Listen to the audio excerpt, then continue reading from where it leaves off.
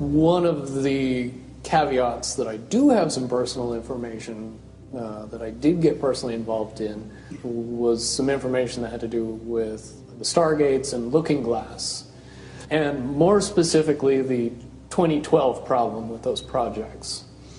The popular opinion of what's out there right now is that the project was shut down because there was a problem when we approached 2012. I've heard it described a number of ways, but to my knowledge, the problem is that the timelines converge on that point in time. And when you know enough about the Stargate projects and the Looking Glass project to know how string theory works and how the possibility of possibilities works and how making one choice over here doesn't necessarily mean that the other choice couldn't exist at the same time. But once you get your brain wrapped around this subject, you find out that at the end of 2012, in an easy way to put it, the choices that we make become less and less consequential to the future. And eventually we're pushed into this bottleneck of time, no matter which choice we make. And that's important to the people that had access to Looking Glass because they would use Looking Glass knowing the choices that they would make and the future would pop up. The big mistake was coming up with the possibility of future.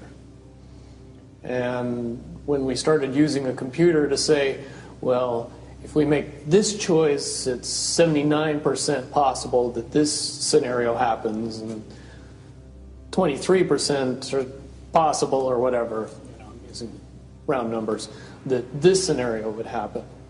The understanding at the time was that was realistic. However, if you go down the road further and free will continues to exercise itself on this game, that 79% possibility sometimes changes very, very fast.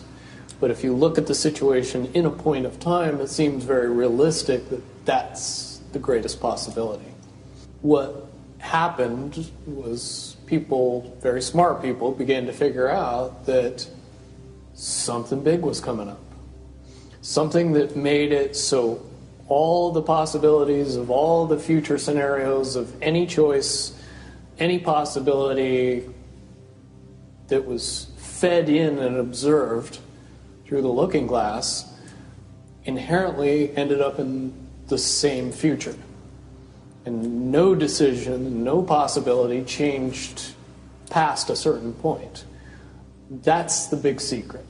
All possible timelines lead to the same basic set of history in the future. That is what sends everybody that has all of the information, that knows everything, into a blind panic. The people that know everything about Looking Glass, that have gotten all the reports and all the information, the elites of the world, probably figured out that that was the end of the game, and nothing could be manipulated beyond that point. When I was in the military, it would have been before 97 when I got in trouble.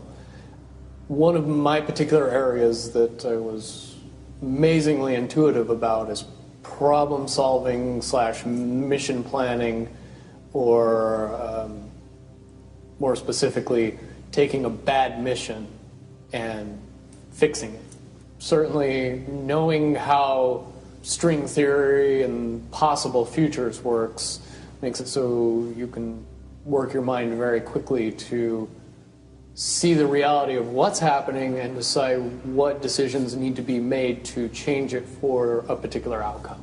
At a certain point, after they're done hearing the computer tell them this is what's going to happen over and over and over and over again, all they become focused on is how do we fix it? What I do know is that I was called in and asked to solve this problem, this timeline contraction problem. And I eventually did my due diligence and did all the investigating and basically only had one piece of information, and that was reinforcement. The computer's right. The timelines will contract down to some inevitable thing. There is an inevitable event. It's been forecast, it's been predicted, it's been fed to us in a slop trough of what they want us to believe will happen. They don't actually have control over what happens. They only have control over the reaction, and it seems that no matter what they try to do to cause their desired reaction, it's going to have an opposite effect. Much, much easier for me to explain today what that process is as opposed to back then. If I had to give it a name, I would say it's the awakening process. It's an evolution of consciousness that cannot, will not, and no matter what decisions or possibilities are injected into the equation, eventually it all resolves down to us all learning the truth and becoming aware of this massive dam of lies that has been built that keep us from knowing massive volume of information that we should otherwise possess. Essentially what happened with Looking Glass, not only did they not want people to use it anymore because they knew it was just going to burp out the same thing, but at the same time they didn't want anybody else to know what it was saying, I'm sure.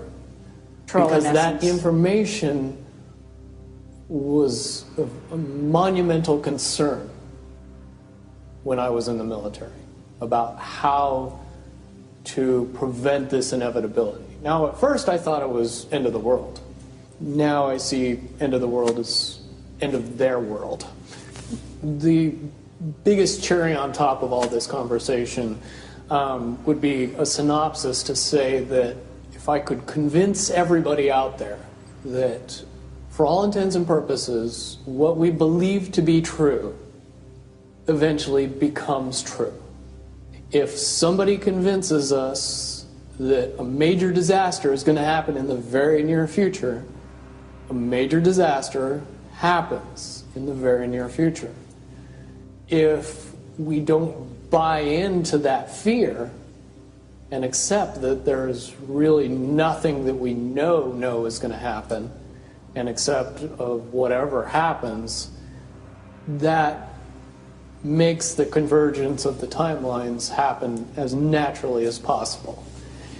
Any attempts to try to go away from this one inevitable conclusion, I again see as a new beginning, an end of this reality, the beginning of something that we can't even possibly understand based on the level of our beliefs currently. But when all that information comes flooding out, there's going to be no denying what's true and what's a lie or what's illusion. Basically what we're experiencing right now is two master chess players sitting at the board. And one of them looks down at the board and sees that he's in checkmate in 7 moves. And he looks across at his opponent and he knows that his opponent sees it too. So there's no getting out of it. So at this point, the loser can only prolong the game. Both players know the game is over. It's only a matter of time before he does this, and then you're forced to do this, and then he's forced to do this, and eventually checkmate.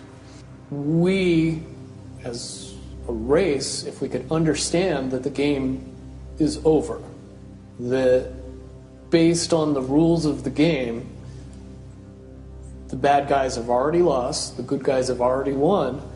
Yes, there's moves left on the table, but those moves are being forced by the player that is going to win. The only way that checkmate can't happen is if the player that's winning makes a mistake. But from all of the information that I've gathered, all of the information that's been given, all of the information that's been vetted to me, it seems pretty obvious that the good guy player on the side of the chessboard knows exactly what has to be done to win the game. And so at this point, any mistake would be all but impossible. But again, you really have to understand the game to know that the guy that's losing is lost. And I'm sure most people sitting watching a chess match between two advanced chess players know the game's over long after the two players know it's over. Because they can't see the board and see that there's only 7 moves left.